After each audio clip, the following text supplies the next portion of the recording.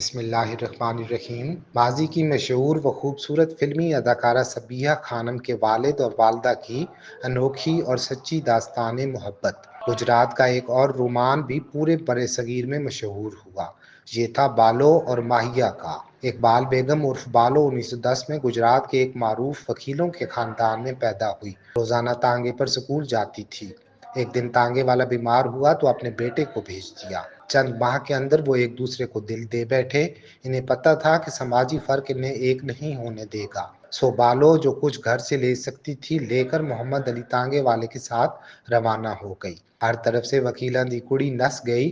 سن کر گھر والوں نے بالو کا پیچھا کرنا ترک کر دیا اور کہا ہمارے لیے مر گئی۔ محمد علی اور بالو دونوں بہت سریلے تھے۔ جہاں کہیں کوئی میلہ ہوتا تو وہ پہنچ جاتے اور مل کر گانے گاتے۔ انہیں سننے کے لیے ایک ہجوم جمع ہو جاتا۔ ان کے ماہیے اور 2 گانے بہت مشہور ہوئے اور محمد علی اب ماہیہ کہلانے لگا۔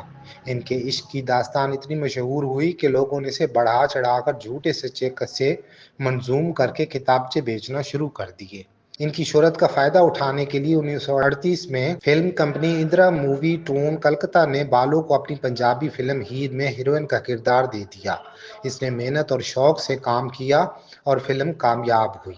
اس کے بعد اسی ادارے نے 1939 میں اسے سسی پونو میں سسی کا کردار دے دیا۔ دلچسپ بات یہ ہے کہ دونوں فلموں میں بالو کے بچپن کا رول ملکہ ترنم نور جہاں نے کیا۔ اس دوران ماہیہ سہیل پسندی اور عیش و عشرت سے ناکارہ ہو کر رہ گیا۔ محبت میں مجبور بالو نے اس کے اخراجات پورے کرنے کے لیے سب کچھ کیا۔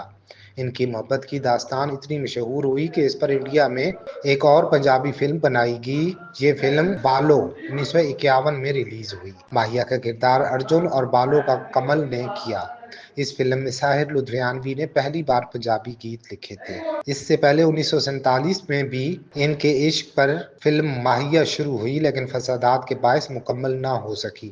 یہ موسیقار نثار بزمی کی واحد پنجابی فلم تھی۔ اقبال بیگم نے کئی فلموں کے لیے گیت گائے۔ آخری فلم خواجہ خورشید انور کی تھی۔